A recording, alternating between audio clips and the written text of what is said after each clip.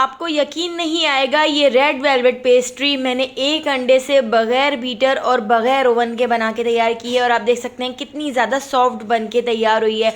इतनी मज़ेदार ये रेड वेलवेट पेस्ट्री बनकर तैयार होती है कि मुंह में जाके घुल जाती है। मैं आपको गारंटी देती हूँ कि इस रेड वेलवेट पेस्ट्री को आप घर में बना लेंगे तो कभी बेकरी से नहीं खरीदेंगे। तो इस मज़ेदार सी रेड वेलवेट पेस्ट्री को बनाने के लिए मैंने यहाँ पर 1/3 कप दही ले लिया है। दही को अच्छी तरह से फेंट लिया था। तो हम इसको चमचे से नाप कर भी आपको बताएंगे। तो मैं इसके अंदर ऐड करूंगी तकरीबन 1 टेबल स्पून फेंट कर दही। तो दही को हम एक बड़े बाउल के अंदर निकाल लेते हैं। सारी चीज़ें हम इसी चमचे से नाप कर इसके अंदर ऐड करेंगे ताकि आपको कोई मुश्किल ना हो और बहुत ही परफेक्ट मेजरमेंट के साथ बनाएंगे ताकि जब आप पहली बार भी इस रेड वेलवेट पेस्ट्री को अपने घर में बनाएं तो आपसे बिल्कुल परफेक्ट बने। तो 1 टेबल स्पून मैंने इसमें दही ऐड कर दिया है और 1 अंडा हमने तोड़कर दही के अंदर ऐड कर दिया और इन दोनों चीज़ों को पहले हम अच्छी तरह से मिक्स कर लेते हैं। और इन दोनों चीज़ों को मिक्स करने के बाद अब मैंने यहाँ पर कुकिंग ऑयल ले लिया है जिसमें हम खाना बनाते हैं। कोई भी स्मेल वाला ऑयल मत लीजिएगा, मतलब आपने सरसों का तेल वगैरह नहीं लेना है, बस आपने कुकिंग ऑयल लेना है। तो इसी कप से नापते हुए 1/4 कप हम इसके अंदर कुकिंग ऑयल ऐड कर देंगे, यानी कप का 25% हम इसके अंदर कुकिंग ऑयल ऐड कर देते हैं। और अगर आप चमचे से नाप कर ऐड कर रहे हैं तो 1 टेबल स्पून यानी आपने इसके अंदर 8 खाने के चमचे कुकिंग ऑयल इस तरह से ऐड करना है। तो बिल्कुल इसी तरह से परफेक्ट मेजरमेंट के साथ बनाइएगा, आपकी रेड वेलवेट पेस्ट्री बहुत ही ज़्यादा अच्छी बनकर तैयार होगी। तो पहले हम कुकिंग ऑयल को भी इसके अंदर अच्छी तरह से मिक्स कर लेते हैं। अब इसी कप से नापते हुए 3/4 कप मैं इसके अंदर पिसी हुई चीनी ऐड कर देती हूँ, यानी कप का 75% हिस्सा हम इसके अंदर चीनी ऐड कर देंगे। और अगर आप चमचे से नाप कर ऐड कर रहे हैं तो आपने चीनी भी इसके अंदर 8 टेबल स्पून ऐड करनी है। और आप चमचे को देख सकते हैं मैं बिल्कुल भरकर नहीं ले रही हूँ, बस इस तरह से आपने 8 टेबल स्पून इसके अंदर चीनी ऐड करनी है। और अगर कप से नाप कर ऐड कर रहे हैं तो 3/4 कप आप इसके अंदर चीनी ऐड कर लीजिएगा। तो चीनी ऐड करने के बाद हम चीनी को भी इसके अंदर अच्छी तरह से मिक्स कर लेते हैं ताकि चीनी भी अंडे और दही के अंदर अच्छी तरह से डिसॉल्व हो जाए। अब मैंने यहाँ पर रेड फूड कलर ले लिया है, लेकिन आपने जेल वाला फूड कलर लेना है। आपने लिक्विड वाला या पाउडर वाला फूड कलर ऐड नहीं करना है। जेल वाला food colour red velvet pastry में बिल्कुल परफेक्ट रहता है और बहुत अच्छा कलर आता है। तो 1 टीस्पून अभी मैंने इसके अंदर रेड फूड कलर ऐड कर दिया है। जेल वाला फूड कलर ऐड करने के बाद इसको भी मैं अच्छी तरह से इसके अंदर मिक्स कर लेती हूँ। और अब हम इसके ऊपर रख देते हैं एक स्टेनर। और स्टेनर रखने के बाद यहाँ पर मैंने ले लिया है इसी कप से नापते हुए 1 कप मैदा। तो 1 कप मैदा मैंने यहाँ पर लिया है, लेकिन अगर आप चमचे से नाप कर ले रहे हैं तो आपने 10 टेबल स्पून यानी कि 10 खाने के चमचे आपने इसके अंदर मैदा ऐड करना है। और मैदा आप देख सकते हैं मैं इस तरह से चमचे को भर कर ले रही हूँ। 10 टेबल स्पून मैदा ऐड करने के बाद अब मैंने यहाँ पर ले लिया है बेकिंग पाउडर। तो बेकिंग पाउडर हम इसके अंदर 1 टीस्पून ऐड कर देते हैं। और बेकिंग पाउडर आप देख सकते हैं मैं इस तरह से चमचे को लेवल करके ले रही हूँ। इसके साथ ही मैंने यहाँ पर बेकिंग सोडा ले लिया है। तो बेकिंग सोडा हम इसके अंदर 1/4 टीस्पून ऐड कर देते हैं। और इसके साथ ही 1 पिंच हम इसके अंदर सॉल्ट ऐड कर देते हैं।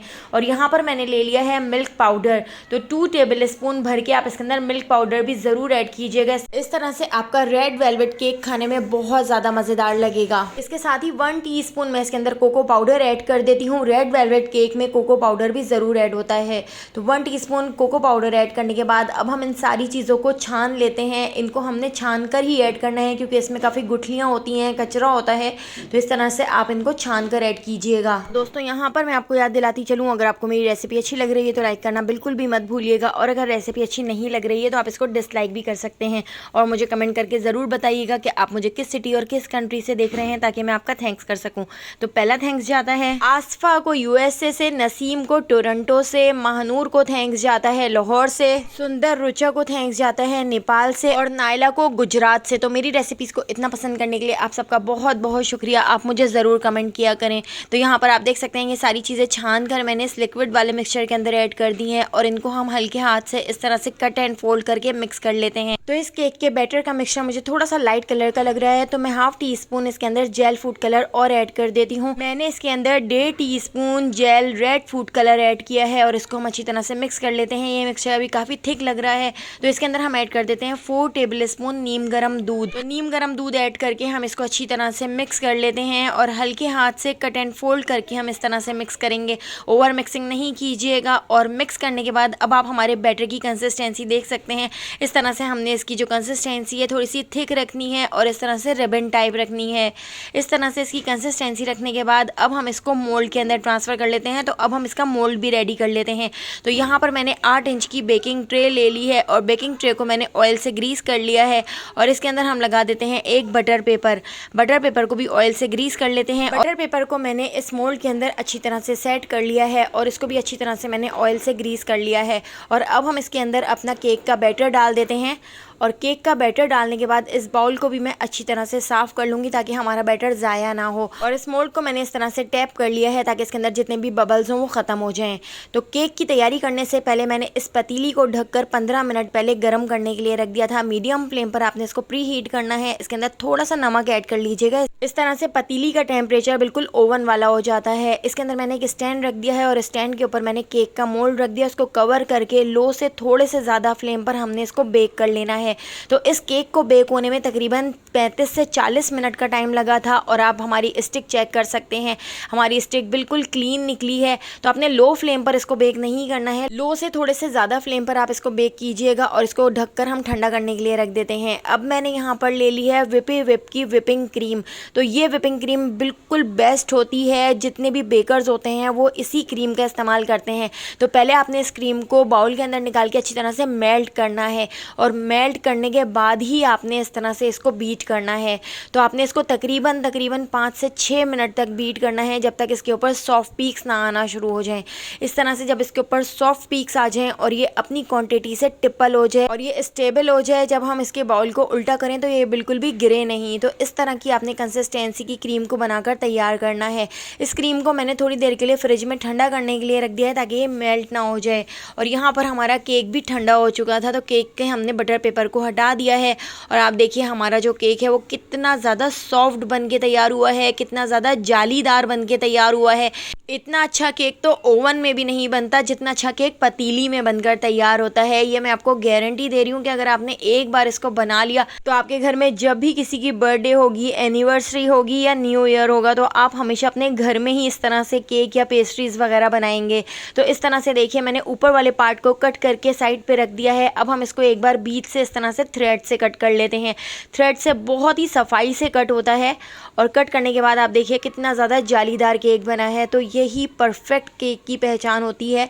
इसके ऊपर हम शुगर सिरप लगा देते हैं। तो 1 टीस्पून चीनी को थोड़े से पानी के अंदर मैंने अच्छी तरह से मिक्स कर लिया था और चीनी का पानी हम इसके ऊपर इस तरह से लगा देते हैं। इस तरह से हमारा केक और ज़्यादा सॉफ्ट हो जाएगा। चीनी का पानी लगाने के बाद क्रीम को भी हमने फ्रिज के अंदर रख दिया था और क्रीम भी आप देख सकते हैं कितनी ज़्यादा स्टेबल हो गई है, कितनी अच्छी तरह से सेट हो गई है।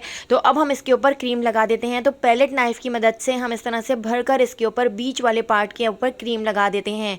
क्रीम को अच्छी तरह से इसके ऊपर लेवल कर लिया है, इसके ऊपर सेट कर लिया है। अब हम दूसरा स्पंज इस तरह से उल्टा करके इसके ऊपर रख देते हैं, यानी ऊपर वाला जो हिस्सा था उसको मैंने नीचे की तरफ इस तरह करके रखा है। इस तरह से पेस्ट्रीज सारी एक ही साइज़ की निकल कर तैयार हों और बिल्कुल लेवल में निकल कर तैयार हों। अब यहाँ पर मैंने इसके ऊपर शुगर सिरप लगा दिया है और इसके ऊपर हम दोबारा से क्रीम वाली लेयर लगा देते हैं और पैलेट नाइफ की मदद से हम इस तरह से भरकर इसके ऊपर क्रीम की लेयर लगा देते हैं। तो मैंने यहाँ पर 170 वाला क्रीम का एक पैकेट लिया था, लेकिन उसमें से भी आधा क्रीम हमने यहाँ पर इस्तेमाल किया है। आधी क्रीम का पैकेट मैं किसी दूसरी रेसिपी में इस्तेमाल कर लूँगी। बेकरी से ये रेड वेलवेट केक 2000 या 2500 तक का मिलता है, लेकिन अगर आप इसको घर में बनाकर तैयार करेंगे तो आप इसको 500 रुपये में बनाकर तैयार कर लेंगे और 500 रुपये में आप पूरी फैमिली के लिए अपने घर में पेस्ट्रियाँ बना सकते हैं। इसकी हम 6 पेस्ट्रियाँ निकाल कर तैयार कर लेंगे। तो पैलेट नाइफ से पहले मैंने अच्छी तरह से क्रीम को इसके ऊपर सेट कर लिया था। उसके बाद हम इसकी कटिंग कर लेते हैं। एक साइड से हमने इसकी 2 तरफ से कटिंग कर ली है और दूसरी साइड से हम इस तरह एक तरफ से इसकी कटिंग कर लेंगे। इस तरह से हमारी 6 पेस्ट्रियाँ निकल कर तैयार हो जाएंगी और इन पेस्ट्रियों को अब हम डेकोरेट कर लेते हैं। इनको मैंने एक ट्रे के अंदर निकाल लिया है और यहाँ पर मैंने चॉकलेट सिरप ले लिया है। तो मैं इस तरह से चॉकलेट सिरप से इसकी डेकोरेशन कर देती हूँ और मैंने थोड़ी सी इसकी डेकोरेशन जेली से कर दी थी। आपको जिस तरह से भी इसकी डेकोरेशन करनी हो आप उस तरह से इसकी डेकोरेशन कर सकते हैं। तो यहाँ पे हमारी बहुत ही सॉफ्ट, बहुत ही मज़ेदार रेड वेलवेट पेस्ट्री बनकर तैयार हो चुकी है। तो अगर आपको इस मज़ेदार सी रेड वेलवेट पेस्ट्री की रेसिपी पसंद आई हो तो लाइक, शेयर और सब्सक्राइब करना बिल्कुल भी मत भूलिएगा और बेल आइकन के नोटिफिकेशन को ज़रूर ऑन कीजिएगा। फेसबुक, टिकटॉक या यूट्यूब पे देख रहे हैं तो मेरे चैनल को ज़रूर फॉलो कर लीजिएगा। आने वाली वीडियो तक मुझे दीजिए इजाज़त। अल्लाह हाफ़िज़।